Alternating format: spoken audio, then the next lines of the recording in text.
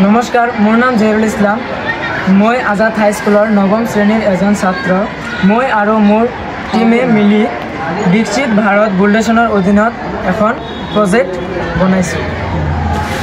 मोर এই प्रोजेक्टर उद्देश्यটো हल जैविक कृषिर सहायत आमी केनेকৈ आत्मनिर्भरशील हब पारिम तारे विषयत एखन प्रोजेक्ट।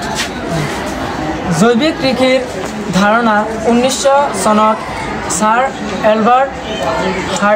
एलबार्ट हावार्डे विकसित करिছিল जिए भाविছিল पशुर गोबर पाचन सार और जैविक भित्तित कीट नियंत्रणर व्यवहार फलत कृषि व्यवस्था उन्नत करा। जैविक कृषि आर्हिर ऊपरत एटा विज्ञान प्रोजेक्ट मॉडल आमी प्रस्तुत करिছোঁ। यार जैविक कृषिर पद्धतिर सहायत रासायनिक सार कीटनाशक द्रव्य व्यवहार नकराকৈ आमी केनेকৈ कृषि समाज उन्नत करिब पारिम, केनेকৈ आमार शस्यबिलाक ভাল হ'ব, केनेকৈ आमी आमार जैविक सारবোৰ प्रयोग करिम সেই বিষয়ত आमी এখন प्रोजेक्ट बनाइছোঁ। এই पद्धतित आमी থকা অনুন্নত অঞ্চলৰ জৈবিক কৃষিৰ সহায়ত খাদ্য সুৰক্ষা পৰিৱেশ ব্যৱস্থা আৰু কৃষি পদ্ধতিৰ आत्मनिर्भरशीलतार उत्साह जोगाय हेतुर ओपरत भित्ति करी आमी एटा प्रोजेक्ट बनाइছোঁ।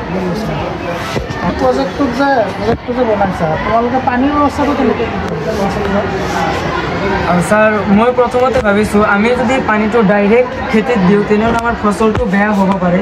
সেইবাবে আমি प्रथमते एटा इलेक्ट्रनिक बैटरी लैছোঁ जितु आमार मटरটো चलात सहाय करिब और आमार এই मटरটোৱে কি কৰিব ভূগৰ্ভৰ যিখিনি পানী আছে সেইখিনি डाइरेक्ट फिल्टारत দিব और এই फिल्टारर পৰা পানীটো দুটা ডামত फिल्टार হৈ কিনে তাৰ পিছত আমাৰ ফসলত আহিব খেতিটো ইয়াৰ ফলত ভাল হ'ব। যেহেতু পানীটো ভাল সেইবাবে খেতিটো আমাৰ ভাল হ'ব আৰু ফসলটো ভাল হ'ব আৰু মানুহৰ কোনো ধৰণৰ অসুবিধা নহ'ব। সেইবাবে